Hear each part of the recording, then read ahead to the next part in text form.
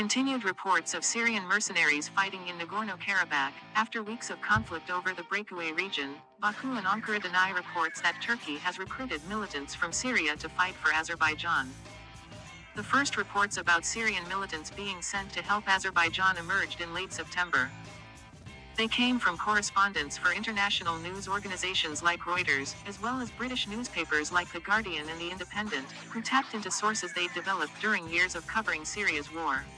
All had interviews with veterans of the Turkish-backed Free Syrian Army (SNA) who described being recruited by a private Turkish firm to work in Azerbaijan. Most declined to be named due to the sensitivity of the issue, saying they either feared reprisals or risked losing their pay.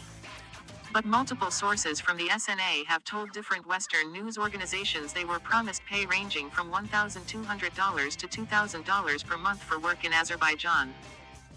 They shared similar stories, saying they were told they would serve guard duty at Azerbaijani oil facilities or at demarcation posts along the line of contact that had separated Azerbaijani and Armenian forces before the latest fighting erupted in the region on September 27. Reuters quoted fighters from Turkish-backed rebel groups in northern Syria as saying they had deployed to Azerbaijan in coordination with Ankara, although Reuters said it could not verify that claim. "I didn't want to go, but I don't have any money. Life is very hard and poor," one militant, who had previously fought in Syria for the Turkish-backed Ahrar al-Sham faction, told Reuters. Syrian militants were soon being quoted saying they regretted taking the job in Azerbaijan because they'd been sent straight to frontline positions in the midst of an intense battle, as hundreds of soldiers have been killed in the hostilities that started on September 27. After more than a week of fighting, reports then began to emerge from Syria about the bodies of dozens of slain Syrian fighters being repatriated from Azerbaijan. Armenia's ambassador to Russia, Vardan Toganian, told Russia's RIA Novosti state news agency in late September that Turkey had redeployed 4,000 Syrian militants to fight in the side of Azerbaijan. Independent experts who find merit in reports about Syrian mercenaries in Azerbaijan say Toganian's figure appeared to be an exaggeration. But within days, French President Emmanuel Macron, Iranian President Hassan Rouhani, and Russian intelligence officials all issued statements supporting the allegation that Syrian mercenaries were fighting for Azerbaijan. "We now have information which indicates that Syrian fighters from jihadist groups have transited through Gaziantep, in southeastern Turkey, to reach the Nagorno-Karabakh theater of operations," Macron told reporters at an EU summit in Brussels on October 1. "It is a very serious new fact which changes the situation." Rouhani said, Syrian terrorist groups, that Iran had fought for years while supporting Syrian President Bashar al-Assad's regime were reportedly turning up at the Iranian border near the southern flank of the battle around Nagorno-Karabakh's main city, Stepanakert. Sergei Naryshkin, the head of Russia's Foreign Intelligence Service (SVR), even warned that the conflict could turn the region into a new launching pad for international terrorist organizations to enter Russia and other nearby countries. On October 6, Naryshkin said the conflict was attracting people he described as mercenaries and terrorists from the Middle East. "We are talking about hundreds and already even thousands of radicals hoping to earn money in a new Karabakh war," he said. Turkish and Azerbaijani officials have ridiculed such claims.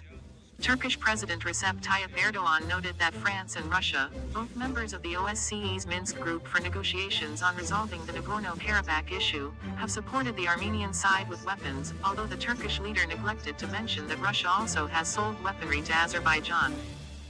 Hikmat Hasiev, an aide to Azerbaijani President Ilham Aliyev, said that rumors of militants from Syria allegedly being redeployed to Azerbaijan are another provocation by the Armenian side and complete nonsense. Turkish European Union Affairs Minister Ömer Çelik called such reports lies spread by Armenia to cover up their own hostility and to try to create an umbrella of dark propaganda over Turkey. Meanwhile, the Turkish Defense Ministry has claimed, without proof, that Armenia is aided by fighters from the banned Kurdistan Workers' Party (PKK) who have fought an insurgency against Turkey for decades. Baku-based human rights activist Anar Mamadli refuses to believe Sunni militants from the Turkish-backed SNA would join troops from predominantly Shiite Azerbaijan. "There is no concrete fact about Turkey's military support except political support to Azerbaijan," Mamadli tweeted when such stories began to emerge. By such manipulation at the expense of unconfirmed and unknown sources, they try to dress the conflict in religious clothes, he said.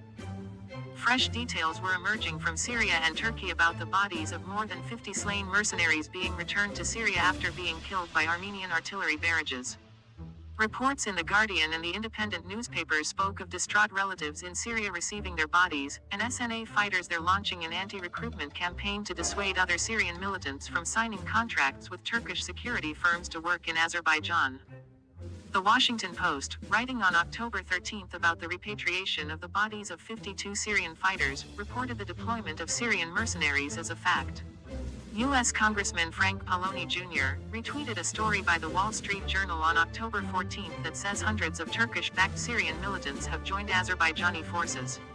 Pallone called on the U.S. State Department and Washington's partners to condemn these blatant violations of international law, saying that it's clear that Azerbaijan and Turkey are using foreign mercenaries in their ongoing acts of aggression in Nagorno-Karabakh. Reputable international media organizations, foreign governments, and independent analysts are not the only sources who report Syrian mercenaries have been fighting for Azerbaijan. There also are videos circulating on social media that purportedly show Syrian fighters in the conflict. The independent newspaper reported that unverified video shared on social media showing Syrian fighters talking about being in Armenia has been geolocated by analysts to an Azerbaijani base in Horades, just a few kilometers from the front lines. The Independent reported that another social media video shows a young Syrian man on the front line who was identified by Syria expert Elizabeth Sirkov as Mustafa Kanti, a 23-year-old fighter from the Turkish-backed Hamza division. It said that footage was geolocated by a well-known open-source expert to an Azerbaijani ammunition depot just south of Horades in the combat zone. The Nagorno-Karabakh conflict is not the first time Turkey has been accused of recruiting militants it has backed in Syria to fight in other countries. A United Nations panel of experts says Turkey in December 2019 began to recruit about 5,000 Syrian fighters from Turkish-backed forces to bolster Libya's internationally recognized Government of National Accord, the GNA.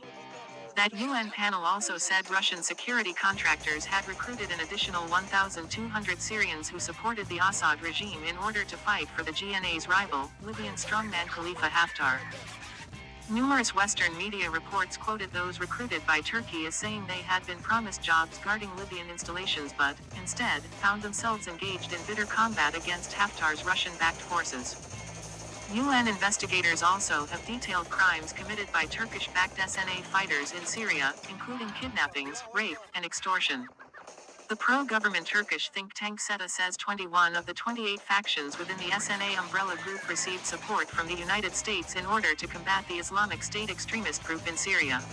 But other SNA factions, such as RR al-Sham, were previously allied with al-Qaeda and have been described by some U.S. officials as terrorist organizations. Subscribe to us at YouTube so we can keep you fully up to date with the conflict in Nagorno-Karabakh. Thanks for watching and stay safe.